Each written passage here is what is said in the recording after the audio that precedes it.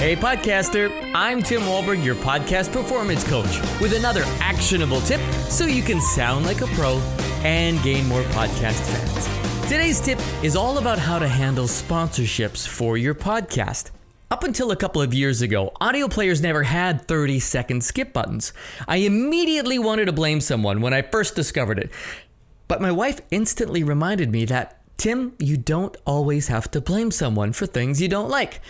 I went on to tell her that someone, and most likely more than one podcaster, is wasting the listeners' time. And the listeners weren't going to put up with it anymore, so they demanded a skip option to bypass these long, rambling commercials and sponsor mentions that go on for 2 and sometimes up to 5 minutes long, one after another, going on, all before they even get to the content, which is what they tuned in for.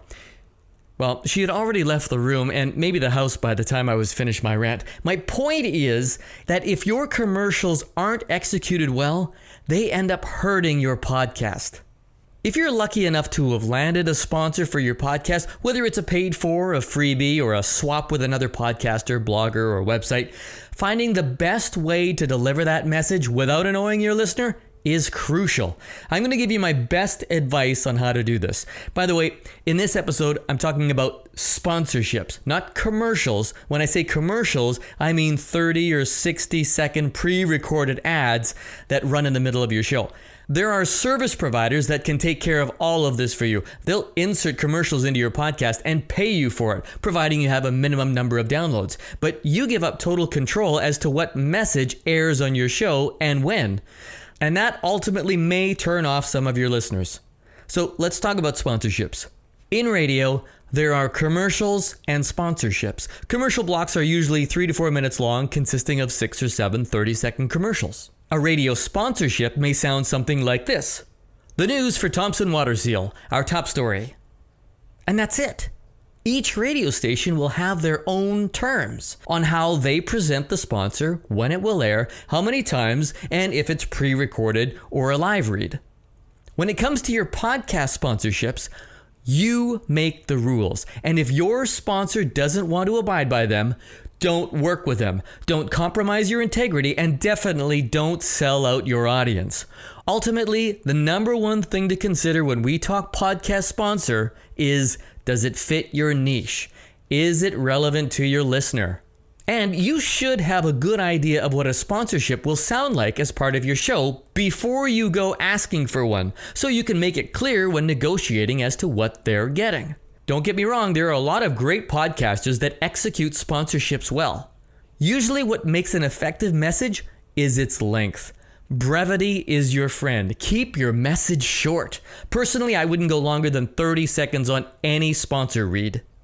Now here's the hard part. Can you make your sponsored message creative, fun, and entertaining? It's a challenge to do this with just words on paper, but spend some time on this. At the very least, get personal. Have you actually used this product or service? Tell your story that relates to what you're selling or the experience you had with that sponsor.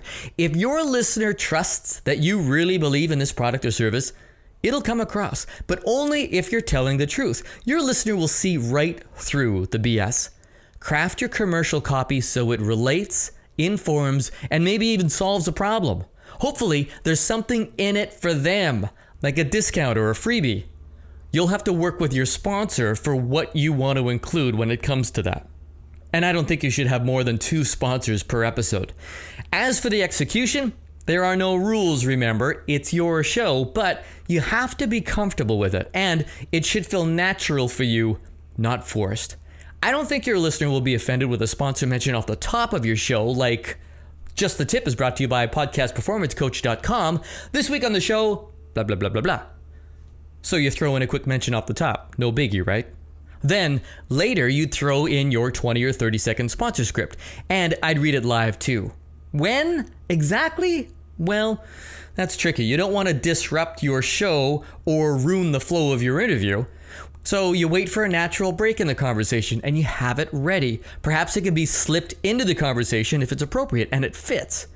Another trick is to tease your next question, then jump to your sponsored message. It would work something like this if you're dealing with a guest. Jerry, I want to ask you about X and how you got over it, but first, I want to tell our listener about a great app that I'm using these days. You can also use your sponsor as a transition in and out of show segments or regular features. No need to set up, just get right into it. Or maybe you have a short sounder like a sound effect or a swoosh that helps you separate things in your show. Then go right into your script.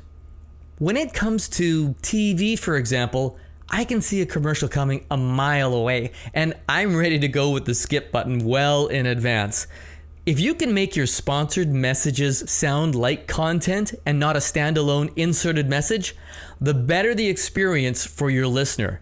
You'll be adding value to your show by offering up something useful and likely have a higher conversion rate for your sponsor. If your commercials don't serve your listener, they won't serve your sponsor. Make it a win-win-win for you, your sponsor, and your listener. That way, you'll sound like a pro, keep your podcast fans, and put a little cha-ching in your pocket. And I hope that's just the tip you need. If you're like me, you may have a routine you go through when it comes to recording your podcast, and you should. Anytime I walk into a studio, my mindset changes. I am on the air, but I also go through a checklist of things before and after I hit record. I think having good habits when you start your podcast is important, so that's why I'm sharing my checklist with you. Subscribe to my tips letter that delivers more podcasting tips, and you'll get my pre-record podcast checklist. These are the things that I do before going on the air, podcast or radio, still to this date. Get it now at podcastperformancecoach.com. I'm Tim Walberg. See ya!